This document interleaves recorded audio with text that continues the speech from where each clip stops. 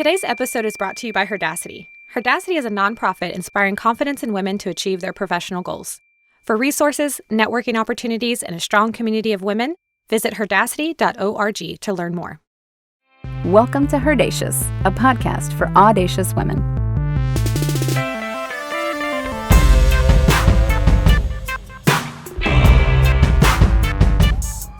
A warm summer greeting to you all. Welcome to HERdacious, the podcast for audacious women looking to make some career moves on their professional journey. And HERdacious is the podcast to assist you. I'm Lorelei Gonzalez, the happy host of the show, and today we're going to be talking about how when we lead with inclusion, diversity thrives. To assist us in this incredible conversation, I have a mother of two, a global HR expert who is a passionate educator on the topic of diversity and inclusion, who hopes to leave the world a more inclusive place than she found it, an HR director, Jashn Agrawal. Hi, Lorelei. Welcome. Thank you so much for having me here. It's my pleasure to be at HERdacity. I follow your work. I've listened to a few podcasts. You guys are doing an amazing work. Thank you for the invite. It is absolutely our pleasure. Talking about diversity and inclusion is an incredible and important piece of the work that we do, and I am really proud to be able to share this conversation with you today. So, in order to avoid assumptions about what people do and do not know, start us off by defining inclusion and sharing why it is important. Absolutely. I always think we should start with a definition. What we have experienced. So simply put, in my experience, inclusion is respecting and valuing people for who they are. And I even have a definition where I have defined diversity, inclusion, and equity. Most of it you must have heard before. Diversity is being invited to the party. Equity is being asked to dance. But when it comes to inclusion, it is being appreciated for your dance. So for me, it's just bringing your authentic self and being appreciated for that. Why it's important? Inclusion plays a big role when it comes to retention. So only when you appreciate people for their authentic self is when you get the best out of them. It is inclusion that helps you tap into the diversity fully. Jashn, clarify the difference between diversity and inclusion. I loved your excellent example of being asked to the dance, being asked to dance, and then being appreciated for the dance. But break that down for us just a little bit more so that we all come out of this crystal clear. So I would like to start with busting a myth that we all sit with. Common belief is that diversity automatically leads to inclusion in your organization or in your environment. That's not true. Just because I have a child does not automatically make me a good parent, right? It needs conscious effort and learning. Same is with diversity and inclusion. In my experience, in my view, diversity is about numbers and representation. However, on the other side, inclusion is about making those numbers count. While diversity is more tangible, something that you can touch and then have more metrics around. Inclusion is, on the other hand, having both tangible and intangible aspect to it. I've often seen them bundled together and talked about as if they are the same and used interchangeably. And most of the time, most people are talking about diversity and not inclusion.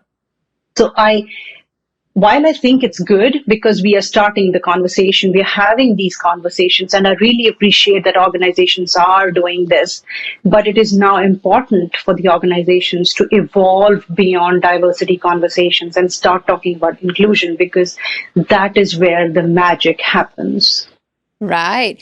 So I understand that you're incredibly passionate about leading with inclusion, and almost like an inclusion-first policy.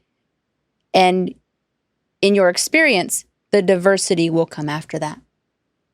Talk to us about why you advocate for this approach in the workforce. Because inclusion is what will make the diversity stay and thrive. I completely believe in that. It is inclusion that is creating the environment where people can be successful, where they feel appreciated and valued for who they are. I would like to share one example, a very simple example that comes to my mind, and I often use it, is of a farmer who needs to first take care of the soil before she or he sows the seeds. And only if the soil has the right environment and is conducive that the seeds will germinate, right? You can have the best quality seeds, but if you do not create the right kind of soil and growth conditions, you will have a suboptimal harvest. And that is what inclusion does to diversity. Do you want to have suboptimal harvest after you've hired these awesome, competent people who come with different sets, different demographics? Take care of the inclusion, I would say. They will thrive in your organizations. Excellent. So what are the common challenges an organization could experience when doing the work on leading with inclusive policies and behaviors instead of banging the diversity drum? Well, every organization or region will have their own unique challenges. We need to accept that. We need to accept that reality. Challenges will also depend on where the organization is on inclusion and diversity maturity. But that said, some of the common ones could be, how do you measure inclusion? It's a big challenge organizations face. While most of them have clear diversity metrics, they know how to track them. They also track them, more often. But there is a void when it comes to inclusion metrics. So that's the first challenge that I see in my experience. Another one that we can talk about here is about diversity committees, employee resource groups that are usually existing in these organizations. In my experience, I've seen they're consisted of minority workforce. So not only that I'm a minority workforce, a lot of accountability and responsibility to move the needle on the agenda falls on me. So there's a lot of work that I need to do from my perspective on moving the needle. I think we can do better there. We can have representation from all demographics. We can be conscious about choosing who will be in the group and make sure that everybody is counted. Another one in my view is maintaining consistency. There's so many initiatives at the same time sometimes we take on. Even if you have those well-designed, well-intentioned practices, if you're missing consistency, you will not see the desired results. So consistency is important, like in any other thing in life, right?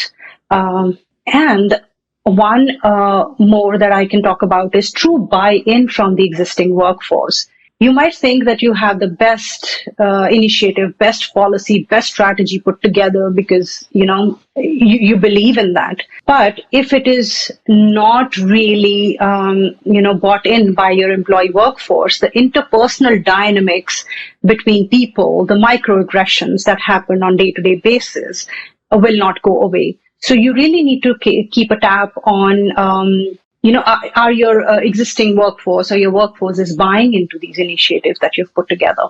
All right. Give us a little more information on that consistency piece when it comes to inclusive policies and behaviors. Like in life, if I'm not consistent with something, even if I want to finish my college degree, I have to be consistent with my grades, right? I have to study every day. I can't just say that first year I will put in all the work and the rest 3 years will fly off just like that. So, and another thing is, instead of picking 10 things, try and pick maybe 2, put all the resources into that, but make sure that they're done day after day, because I think Malcolm Gladwell has said it really nice in his book. It takes 10,000 hours to really, master something. So if you really want to master inclusion or any initiative, put those 10,000 hours into that. Be consistent every day. Love that. Thank you so much. So to stay consistent with our show, I'm going to take a quick sponsor break and we will continue the conversation here in just a second.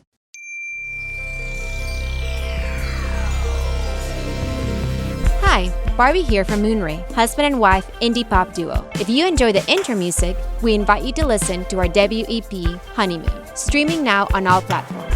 Visit www.moonray-music.com for more.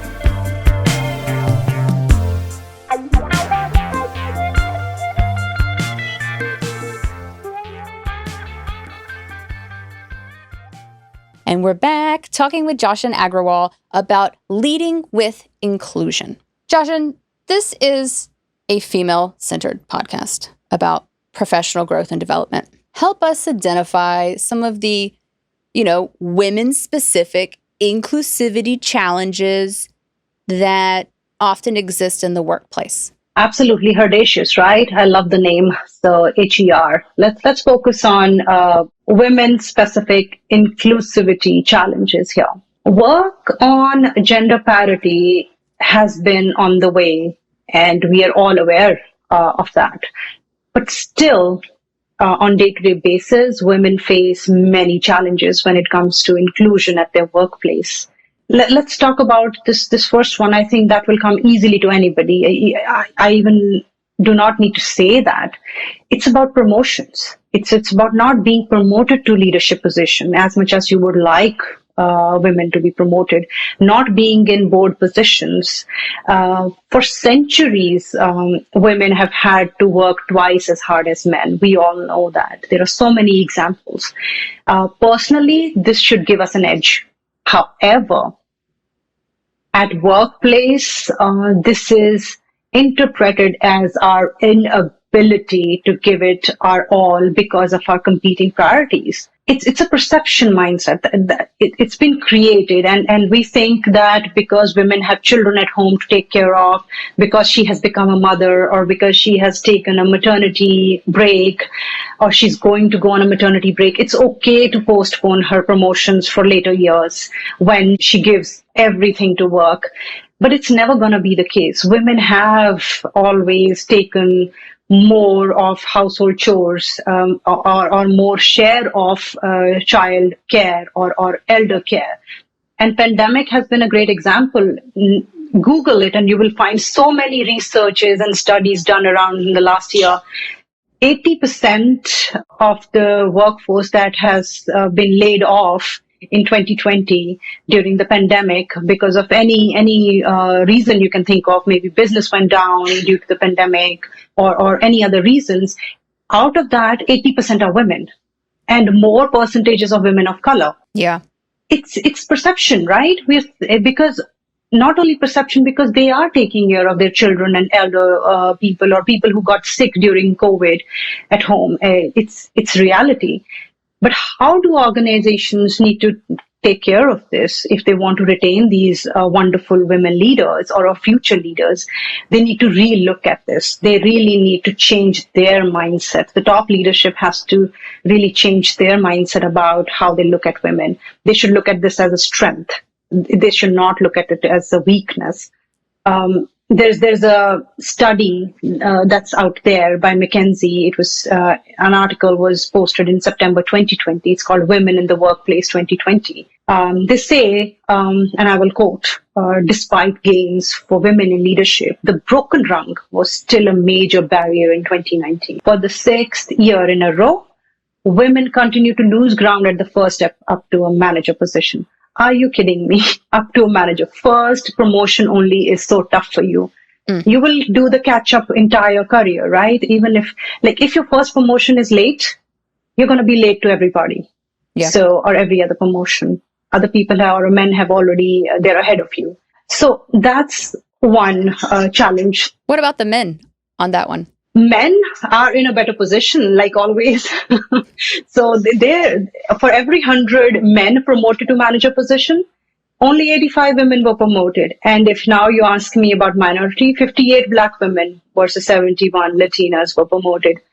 So that's the number that we're talking about, 100 men versus 85 women.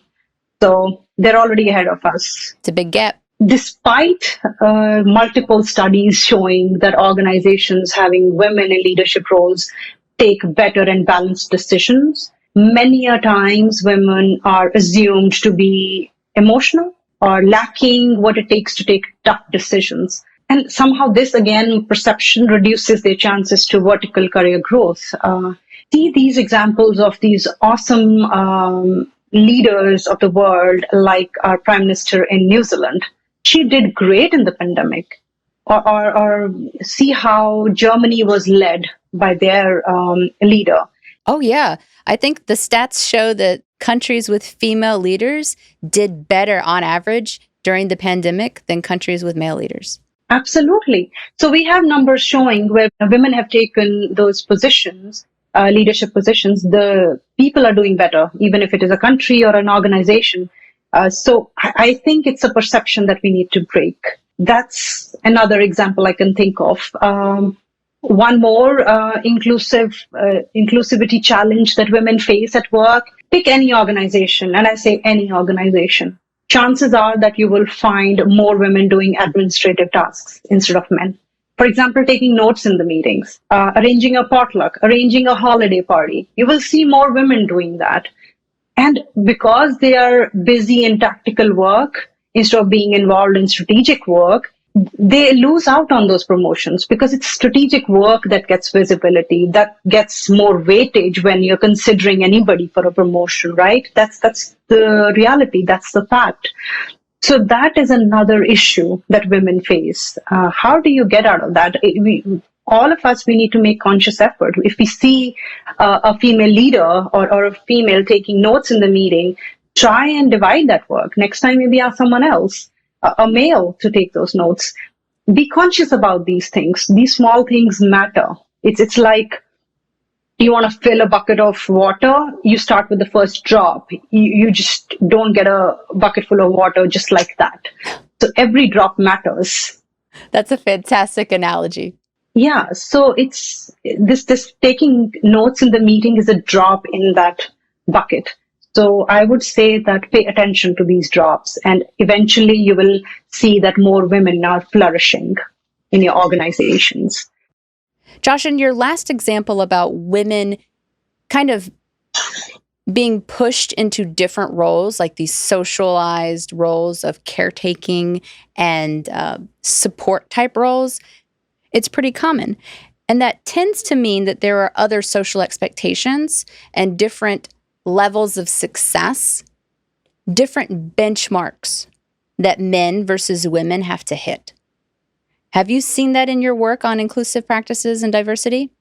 Yes, not only that I've seen in my day-to-day life at work. I can quote an example from this recent Harvard study that indicates that women face harsher consequences for the same mistakes as compared to men.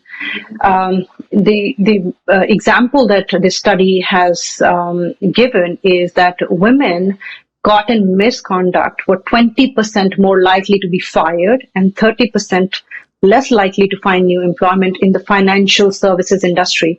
This was around, I think, the time when financial service industry it was having a really big, I would say, financial scam in the last few years. This article came out in December 2018 in Harvard Business School. We really have harsher parameters for women than men. And that also got proven in the pandemic, when we should have shown more empathy, when the whole, world has come to a standstill. Still, women had to bear the consequences of showing empathy at work, showing more that you're not only working, but also taking care of people who were left at home who needed that care. I myself, I have two kids, 11 and 8, and for both of them, schools were off. There was no aftercare. Them taking classes from home, setting everything up for them every time. I don't know, with other women, it happens or not. I think it must be happening with me. Anytime they have an issue, they come to me first, their mother. It's why it is, we can get into the reasons, and we need a whole podcast series for that. Why does that happen? But today we are talking about that, yes, women had to do that, but then they bore the consequences. They had to be either fired or they were burnt out, that they were thinking of leaving the job themselves. So yes, we are harsher. We have harsher parameters when we evaluate women. Even aggression, I think there are a lot of studies done. If a female is aggressive, it's seen very differently from male being aggressive or showing those signs of male leadership, owning the room. We have to walk that thin line of being nurturing at the same time showing assertiveness.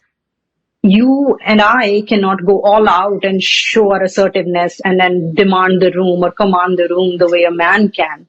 And for them, for a man, it will go in their favor. For a female or a woman, it will not. It will be seen as, oh my God, she's too aggressive. Right. She does not have that feminine side to her. So we do have different parameters, and sometimes we're very harsh. My favorite example of that was a study that was talking about actual evaluations with like numbers, like Likert scales, like 1 to 5, 1 to 6, 1 to 10, and male to female comparisons on a 5-point Likert scale. Women were scoring worse than men on a 5-point scale. But when you change it to a 6-point Likert scale, women score better than men when you don't have the middle option. When you have to make a decision on them being excellent at their job or them being like below par, women score better. So even like built into the numbers, the statistics, there's a weird way that women are judged more harshly than their male counterparts.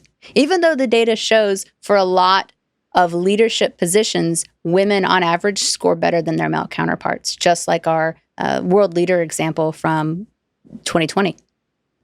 Absolutely. We have so many examples, but somehow this mindset that we have, the perceptions that we have formed over centuries is still, not letting us really experience that female power in its authentic self. I think it's time that we let them be and experience their femininity or their female power the way it is intended to be. I would like to see that. I would like to be my authentic self. Yes, we would all like to see that. Absolutely. How can companies start to evolve away from those types of exclusionary behaviors, those unconscious bias?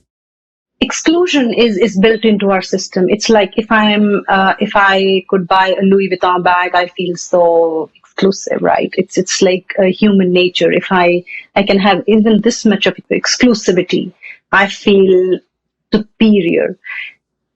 But if you really ask me, at our workplace or anywhere in the world, more cooperative we are, more inclusive we are, we have better results. And in my experience, inclusion will not happen overnight. First, we need to acknowledge this. Another thing we will have to acknowledge is that we all sit with a bias. We do have it. We are humans. It could be a good bias, or it could be a bias that is hindering somebody's growth or hindering somebody's career, but we all sit with it. So that's another thing we need to acknowledge. And building inclusion or inclusivity in an organization will take time. It will take energy. It will take commitment. It will take resources. We need to be aware of that and commit to that. Organizations will have to be conscious, and I like to call it conscious inclusion, not just inclusion. Conscious inclusion. That's what we need to do. It is a mindset shift and change in human behaviors that we are targeting. Therefore, it will not be easy and quick. It needs long-term commitment to really build inclusion, I would say. Talk to us more about that long-term commitment. What are some of the larger solutions, the larger processes that will help us lead with inclusivity? Few things that can make a difference. One that I would say is that make inclusion part of your business. Don't make it a side hobby or a side group or that is just doing its own thing. Treat it as business essential. Treat it as something that should have a short-term, mid-term, long-term plan like your business. And have those quick wins. Put them in your targets as an organization. Have those long-term strategic plans. What is it that you want to move in the next 5 years? What is it that you want to do in the next 1 month? Just like you do with business. That, I think, would really make a movement. on inclusion. Another thing is, yes, a lot of organizations do have clear diversity goals, but set clear inclusion goals also. That's really different. That's separate. Do not mix it. Diversity is, yes, I've hired so many demographics in the last few years, and now my organization looks diverse. But are you making them count? Are those numbers showing in the top leadership? Are they being promoted? So set those promotion goals as an inclusion goal, because yes, you have brought them in, but now are they thriving? So those thriving goals have to be there. Another one that I can say is that don't just focus on I have promoted so and so, and that person comes from a minority group. Focus on interpersonal dynamics and the social fabric of your immediate teams, of your business units, of your organization as a whole. Because, you know what, even if you promote me as a woman of color, if in that group, my interpersonal dynamics really don't make me feel inclusive when I walk into that room, I still face microaggressions. I still face those small things that make me feel, oh my God, this is not where I belong. I'm not going to stay. Nobody's going to stay in that environment. For some time, maybe they will. Right. But they are going to look outside. And make inclusion goals part of your managers' and employees' performance evaluations. Oh. You have so many goals already. Why can't you put that in their performance evaluation? It is so simple, but it's taking us time to do, maybe because every organization has their own culture, and I completely understand that. But I think it's time we do that. We start measuring each and every one on their inclusivity and how they really approach inclusion. And are they making inclusion part of their day-to-day? And you know what?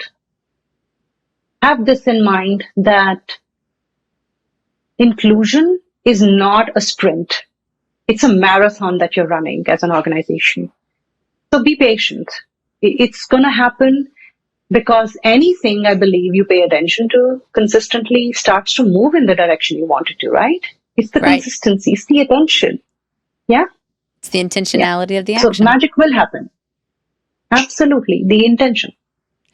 How will we know that our work is having that intended effect? That our intentional actions, our intentional behaviors, language, policies are moving us towards the goal? Very good question. It's important to track and trace all the goals that you've set for yourself as an organization, be it diversity or inclusion goals. So monitor the progress of these goals. It should give you a fair idea if you're moving in the right direction or not. If I give you a few examples, one is that if you wanted to hire more women because you did not have women in your workforce before this, and you see that in the last 6 to 12 months, you have your women population in your organization have moved from maybe 3% to 7% or 10%. That's moving the needle. You have moved on that metric that you're set for yourself. So you're making the effort and they're paying off. When it comes to inclusion goal, see how many people did you promote in the last 1 year, 2 years, and are they coming from diverse backgrounds? Are they people of color? Are they coming from maybe different thought leadership? It could be anything. Like diversity has so many colors and then so many other things that are part of it, not just race and religion, right? So track that, trace that, and report those numbers. Be open with your workforce, because if you're going to make them part of their evaluation, share these numbers with them. Then they will have more commitment towards it. Third example that I can think of is making observations on your leadership behaviors. Are your leaders walking the talk?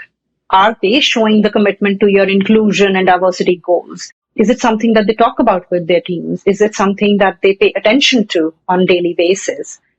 So these are the things that can really give you that sense that, yes, you're moving in the right direction. Your efforts are moving the organization in the right direction. And we can prove that from data, right? What is measured can be managed. Absolutely. Absolutely. You said it right. All right. All right, Josh. And lastly, share some resources with our listeners who want to continue this educational journey on leading with inclusion. There are so many resources that are available, so many of them. It's like it's a, you can say, ocean out there. But some of my favorites are Harvard Business Review. They're very informative, and sometimes they are really challenging you. So I really follow them. Cornell, they have a podcast on inclusive excellence. They bring in like really good guests, so listen to that.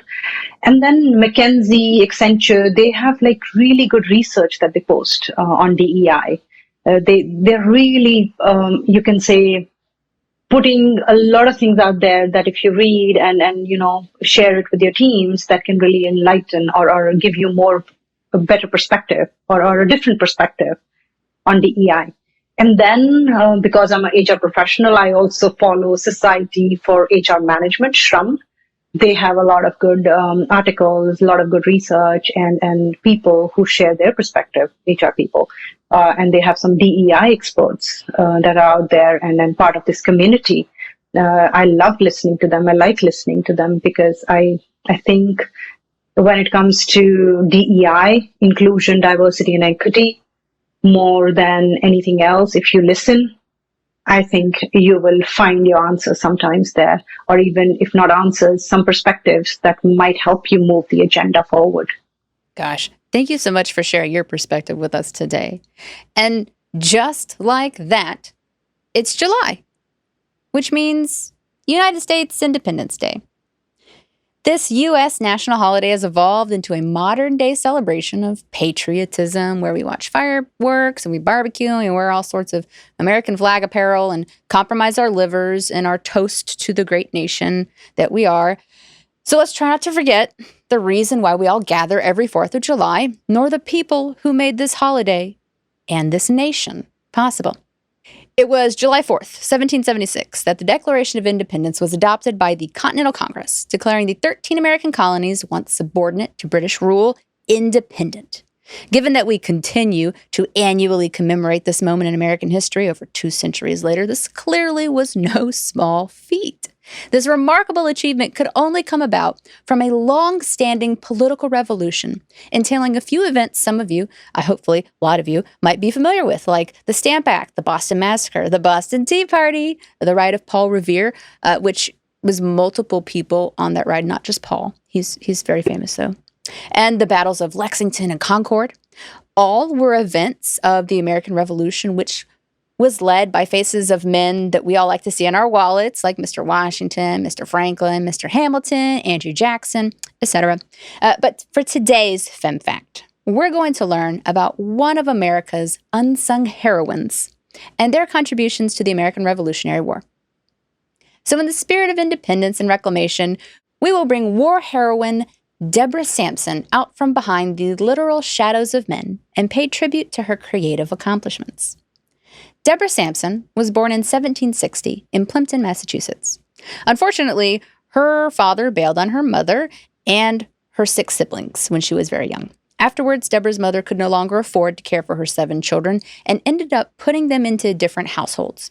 Deborah found herself in the company of the Thomas family in Middleborough, Massachusetts, as an indentured servant, where she worked until she turned 18. Under the Thomas family, Deborah was deprived of a formal education, given that the head of the household didn't believe in educating women. So Deborah taught herself much of the basics with the help of Thomas's sons, whose schoolwork she copied independently. After Deborah came of age, she went on to pursue a career in teaching and, I'm not kidding here, basket weaving. And now perhaps it was the low pay for her occupations or the desire for something new and exciting or even a deep sense of patriotism for her country, but I really think it was probably the low pay. Either way, as soon as Deborah turned 21, she concocted the innovative idea of dressing up as a man to join the army. First, under the name of Timothy Thayer. After enlistment, Deborah collected the bonus, but failed to show up when her company required it. Turns out that a local resident had recognized Deborah under the male clothing and attempted to expose her to the army. So a few months later, Deborah tried it again, but this time in a different city where the likelihood of local recognition was much lower. She adopted the pseudonym Robert Shirtliff and successfully joined the Light Infantry Company of the 4th Massachusetts Regiment. In her role, Deborah was tasked with espionage in neutral territories in order to gain insight into the British Army's whereabouts during the war.